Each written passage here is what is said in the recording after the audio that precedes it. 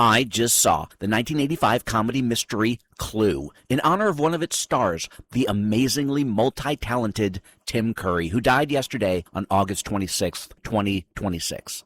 Written and directed by Jonathan Lynn from a story he created with John Landis based on the 1949 Parker Brothers board game of the same name, Clue takes place in 1954 during the height of the Red Scare. But that's not important, since communism is just a red herring.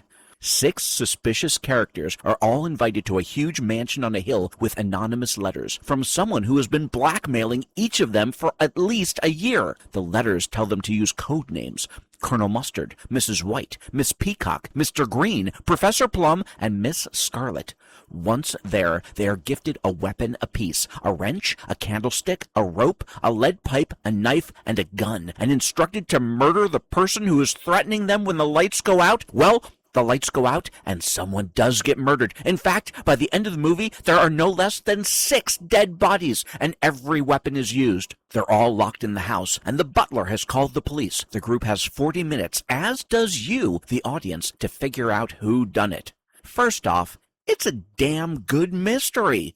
But even better, it is so well written and acted. There's so much quotable dialogue, and every line is witty, clever, and packed with innuendo and double entendre. And the performances? This is a tremendous ensemble cast of excellent comedians. I've mentioned the late, great Tim Curry, but also Eileen Brennan, Colleen Camp, Howard Hessman, Madeline Kahn, Christopher Lloyd, Michael McKean, Martin Mull, and Leslie Ann Warren. They are all so gifted with perfect comedic timing, but what's just as remarkable is their physical skills, from their rubbery-faced, hilarious expressions to their vaudevillian movements, like when Martin Mull and Leslie Ann Warren squeeze together through the opening of a bar, or when Michael McKean and Colleen Camp do an hysterical walk up a flight of stairs. But nowhere was this physicality more evident than in the 25-minute climax, where Tim Curry basically replays and reenacts the entire movie while he chases the rest of the cast from room to room in a violent frenzy, pretending to murder the unsuspecting guests in an effort to explain how these murders were originally accomplished. And he does it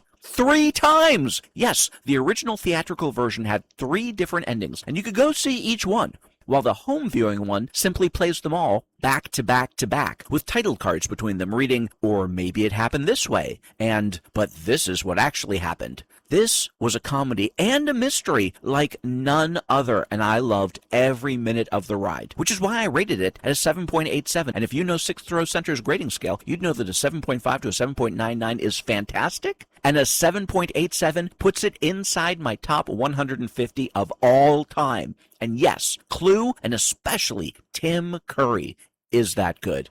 But don't take my word for it. Check it out for yourself and let me know what you think in the comments. Now I gotta run, because the next movie I want to see is starting right this minute.